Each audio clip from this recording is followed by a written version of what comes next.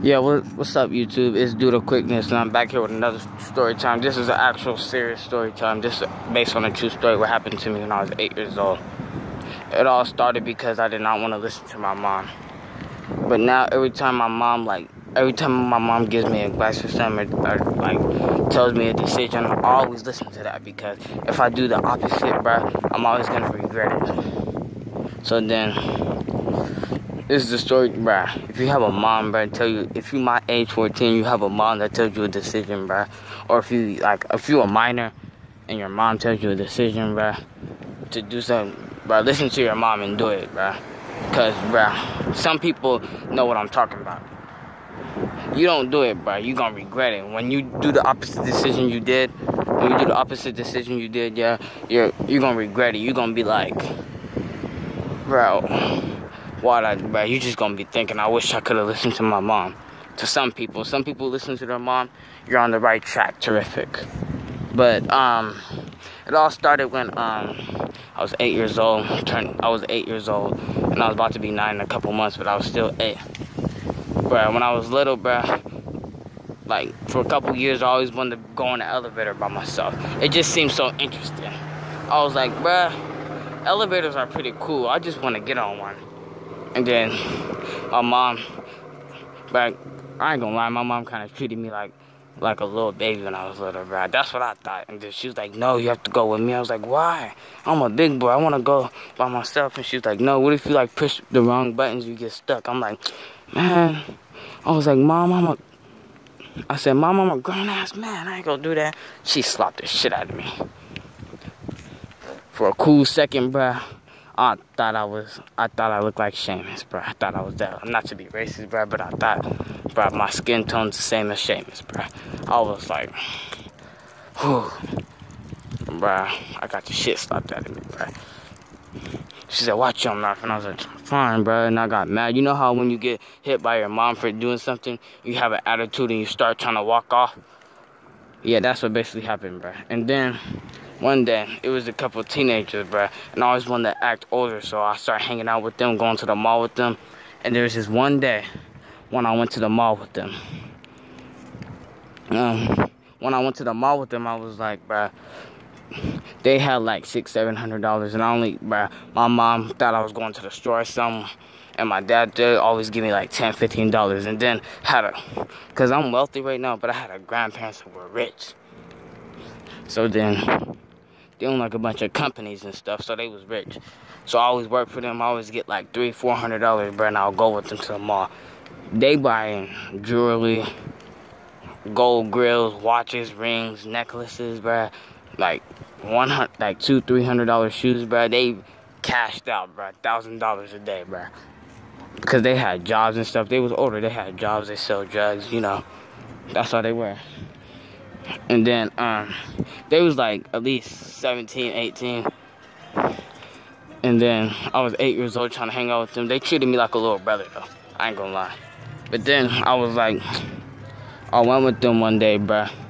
And then I'm dumb. I should have said, come with me, bruh. Because one day we was walking past the elevator. I said, I want to get on the elevator. They said, all right, let's get on the elevator. I said, no, go upstairs.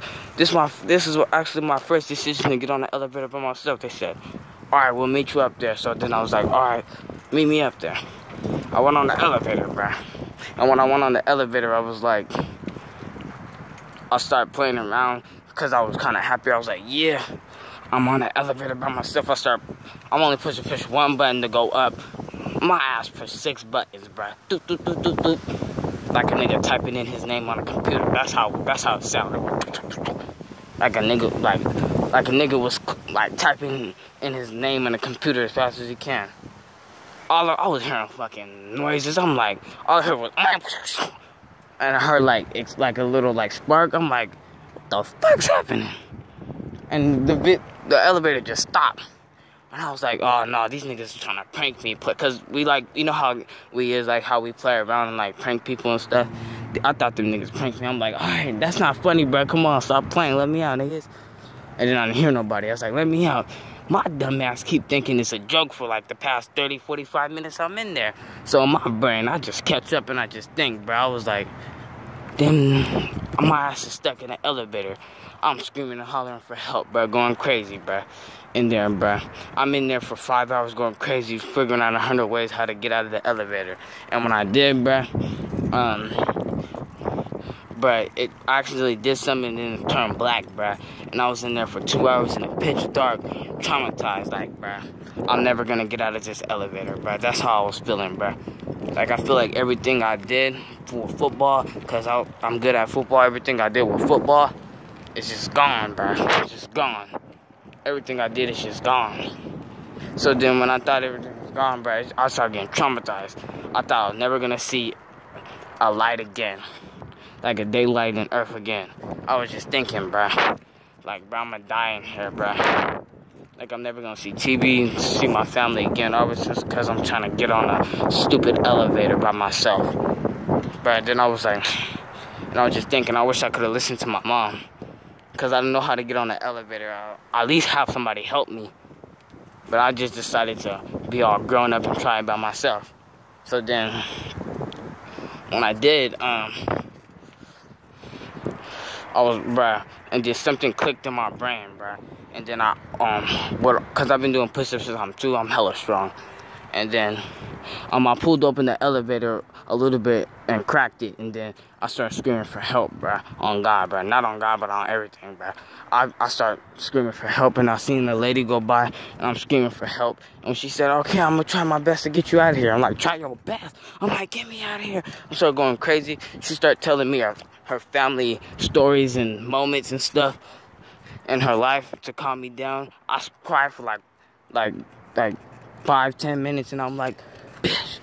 I'm like, look here, bitch. You have a good family and all.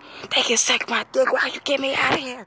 And I was like, she's like, calm down. You need to control your mouth. I was like, no. And then some guy came by. He calmed me the fuck down. He started talking about football and stuff, making me laugh. He calmed me down until they got me out of there. And then I was happy to see my mom, bro, when I got out of there. She was crying. Police was out, bro. I was like missing for like 8 hours, bro. They, bro, thought something happened. They glad I was okay, bro. And I'm glad I'm okay too, bro. To this day, bro, I'm just super glad I'm okay, bro. I'm still kind of thinking I could have died in that elevator, bro. I'll be dead. You will never know me, bro. Nobody will never know me, bro. From Madison, my new school, Chavez, football, nobody would have known me, bro. So then, I couldn't eat for 2 days. I couldn't sleep for 2 days. Couldn't do nothing for 2 days. I was just traumatized. I'm like thanking God how he got me out of there and I could have died. That's all I was thinking for 2 days, bro. I couldn't do nothing, bro. I couldn't even play football, bro. Do backflips, bro. For 2 days, bro. Because I was traumatized how I could have died in that elevator. And then I had a mental breakdown. I was like, nah, bro. So then, when I did, bro, I was just glad I'm okay, bro. But now I am, and I'm still not going to go on elevators. That's my biggest fear. So look, and then my ghetto friend, bro, my sister's ghetto friend say, laughing, nigga, how the fuck you get stuck on the elevator? I slapped the shit out of her, bro. Bro, I really pulled her by her hair and slapped her, bang. Bro, cause she got me so mad, she literally came up to my face and laughed at me. Nigga, how the fuck you get stuck on the elevator? Bro, I got so mad, I didn't say nothing, I just slapped her. Yeah, but that's a story time. Peace.